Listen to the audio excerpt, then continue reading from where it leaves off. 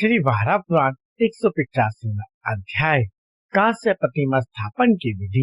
भगवान वारा कहते, सुंदरी कांस्य धातु से स्वच्छ सुंदर सभी अंग संपन्न प्रतिमा बनवाकर ज्येष्ठ नक्षत्र में मूर्ति को घर पर लाकर मांगलिक ध्वनि के साथ उसकी भी प्रतिष्ठा करनी चाहिए।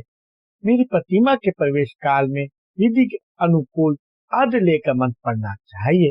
उसका भाव यह है, जगत प्रभु जो संपूर्ण यज्ञों में पूजा करते हैं, योगी जन जिनका ध्यान करते हैं, जो सदा सबकी रक्षा करते हैं, जिनकी इच्छा पर विश्व की सृष्टि पालन आदि निर्भर है, तथा जो महान आत्मा एवं सदा प्रसन्न रहते हैं, वे आप ही हैं।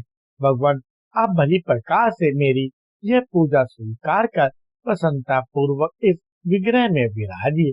फिर अर्घ्य देकर शास्त्र विधि का पालन करते हुए मूर्ति के मुख को उत्तर की ओर करके रखे। प्रतिष्ठा के समय पंचगव्य सभी प्रकार के चंदन, लाजा एवं मधु से संपन्न 4 कलशों को स्थापित करने की विधि है। पवित्र आत्मा पुरुष को चाहिए कि सूर्यास्त हो जाने पर मेरी वह प्रतिमा पूजा करने के विचार से नहीं रख दे। साथ ही भगवान निमित्त उन शुद्ध कलशों को उठाकर विग्रह के पास ओम नमो नारायणाय कहकर रखना चाहिए।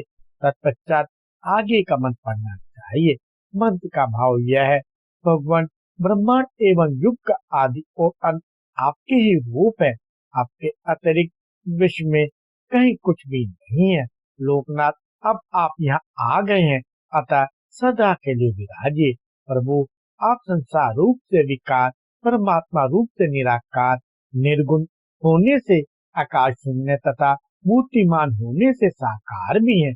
आपको मेरा प्रणाम है। पृथ्वी दूसरे दिन प्रातः सूर्य उदय होने पर अश्विनी मूल अथवा तीनों उत्तरा नक्षत्र से युक्त मुहूर्त में पूर्वक विधान के अनुसार मुझे मंदिर के द्वादेश पर स्थापित करे। सब प्रकार से शांति करने के लिए जल, गंध और फल के साथ ओम नमो नारायणाय इसका उच्चारण कर प्रतिमा को भीतर ले जाए। कलशों में चंदन युक्त जल भरकर उसे अभिमंत्रित करे, फिर उसी जल से स्नान कराए। संपूर्ण अंगों को शुद्ध करने के लिए मन पूर्वक जल का आवाहन करे। मन का भाव यह है, पुरुषोत्तम, आपको नमस्कार है। भगवान, ऐसी कृपा करे कि समस्त सागर, सरिताएं, सरोवर एवं पुष्कर आदि जितने तीर्थ हैं, ये सभी यहाँ आए, जिनसे वीर अंग शुद्ध हो जाए। तत्पश्चात उपासक भक्ति पूर्वक प्रतिमा को स्नान कराकर सविधि अर्चन कर गंध, धूप, दीप आदि से पूजा कर वस्त्र अर्पित करे। साथ ही यह मंत्र पढ़े, ओम का स्वरूप देवेश, ये सूक्ष्म सुंदर एवं सुखदायी वस्त्र आपकी सेवा में उपस्थित है, आप इन्हें स्वीकार करें। आपको मेरा नमस्कार है। वेद, उपवेद, ऋग्वेद, यजुर्वेद, सामवेद और अर्थवेद ये सभी आपके रूप है और सभी आपकी आराधना करते हैं। पृथ्वी मन के विशेषज्ञ व्यक्ति विधि के साथ पूजा करके मुझे अलंकृत करने के बाद नैवेद्य अर्पित कर आचमन कराए, फिर शांति पाठ करें। शांति पाठ के मंत्र का भाव यह है, विद्या, वेद, ब्राह्मण, संपूर्ण ग्रह, नदियां, समुद्र, इन अग्नि, वरुण, 8 लोक पर आदि देवता, ये सभी विश्व में शांति प्रदान करें। भक्तों की कामना पूर्ण करने वाले भगवान, आप सर्वत्र व्याप्त, मनोहर और यम अर्थात अहिंसा, सत्य वचन एवं ब्रह्मचर्य स्वरूप हैं। ऐसे ओंकार में आप परम पुरुष के लिए मेरा नमस्कार है। फिर मेरी प्रदक्षिणा, स्तुति तथा अभिवादन करें। इसके पश्चात भगवान श्री हरि में श्रद्धा रखने वाले ब्राह्मणों की पूजा कर उन्हें भी तृप्त करें।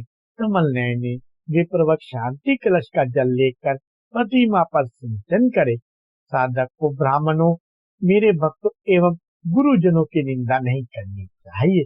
प्रतिष्ठा के समय मेरे अंगों पर जल की जितनी बूंदें गिरती हैं, उतने 1000 वर्षों तक वह व्यक्ति विष्णु लोक में रहने का अधिकारी हो जाता है।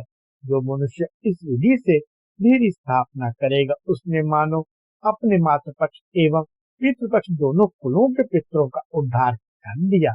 बद्रे, कांस्य धातु से निर्मित मेरी प्रतिमा की जैसी प्रतिष्ठा करनी चाहिए, वह बात मैं तुम्हें बता चुका। अब ऐसी ही चांदी से बनी मूर्ति की स्थापना होती है वह आगे बताऊंगा।